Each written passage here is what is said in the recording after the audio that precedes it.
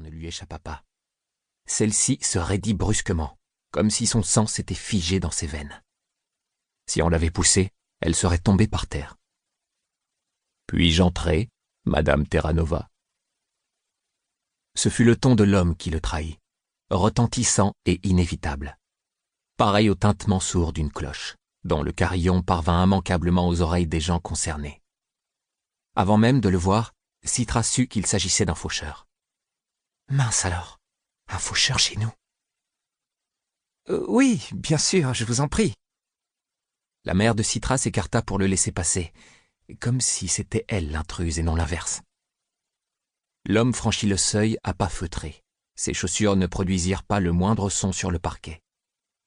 Sa robe ivoire à multiples épaisseurs avait beau caresser le sol, elle était immaculée. Un faucheur, comme le savait Citra, pouvait choisir la couleur de sa tenue. N'importe laquelle, à l'exception du noir, considéré comme une teinte inappropriée à sa tâche. Le noir représentait l'absence de lumière, or les faucheurs étaient tout le contraire.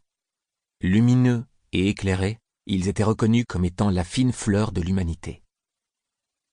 Certains faucheurs choisissaient des tissus plus éclatants que d'autres. Leurs robes coupées dans un textile fluide et riche, lourd et vaporeux à la fois, rappelaient celles des anges de la Renaissance. Le style unique de ces habits, outre leur matière et leur coloris, rendait les faucheurs facilement repérables en public, et donc faciles à éviter pour ceux qui cherchaient à les éviter. Beaucoup étaient également attirés par eux. La couleur d'une robe en disait souvent long sur la personnalité du faucheur. La tenue de celui-ci était plutôt agréable, d'une teinte moins éblouissante que le blanc. Malheureusement, ça ne changeait rien au fait que c'était un faucheur. Il rabattit sa capuche pour révéler des cheveux gris soigneusement coupés, un visage lugubre rougi par le froid extérieur et des yeux noirs perçants comme des lames. Citra se leva, pas par respect mais par peur, par surprise. Sa respiration s'emballa. Elle tâcha de se calmer, de tenir debout même si ses genoux menaçaient de se dérober sous elle. Flageolante, ses jambes la trahissaient. Elle crispa les muscles de ses cuisses pour se stabiliser. Pas question de s'effondrer devant cet homme, quelle que soit la raison de sa venue. « Vous pouvez refermer la porte », dit-il à la mère de Citra qui s'exécuta avec une certaine réticence. Tant que la porte était ouverte, un faucheur pouvait toujours rebrousser chemin. Mais une fois celle-ci fermée, il était bel et bien là, chez eux. L'homme parcourut la pièce du regard et vit Citra. Il lui adressa un sourire. « Bonjour, Citra. » Le fait qu'il connaisse son prénom lui glaça le sang. « Ne sois pas impoli, » commenta sa mère avec un peu trop de zèle. « Salut notre invité. »« Bonsoir, votre honneur. »« Bonsoir, » croissa timidement Ben, son petit frère depuis le seuil de sa chambre. Attiré par la voix caverneuse du faucheur, il avait aventuré sa tête dans le couloir. Son regard curieux navigua de Citra à sa mère.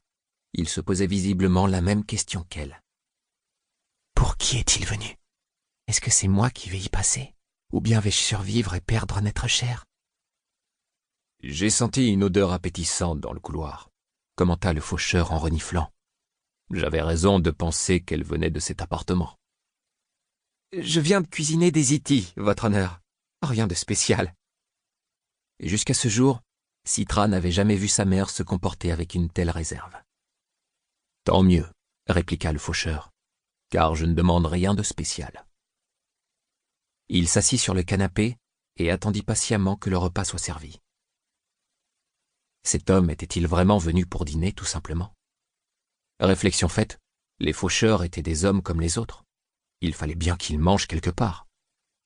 Habituellement, on ne leur faisait jamais payer l'addition au restaurant, mais cela ne voulait pas dire qu'un bon repas maison n'était pas plus alléchant. On racontait que certains faucheurs demandaient à leurs victimes de cuisiner pour eux avant de les glaner. Était-ce ce que leur invité avait prévu de faire? Quelles que soient ses intentions, il les garda pour lui. Et ses hôtes furent bien obligés de le recevoir comme il se doit. « Épargnera-t-il une vie si la nourriture est à son goût ?» se demanda Citra. Pas étonnant que les gens se plient en quatre pour contenter un faucheur. L'espoir mêlé de crainte est la motivation la plus puissante. À sa demande, La mère... Pour continuer à écouter ce livre audio gratuitement, cliquez sur le lien dans la description et vous pourrez l'écouter en entier sans frais grâce à l'essai de 30 jours d'Audible.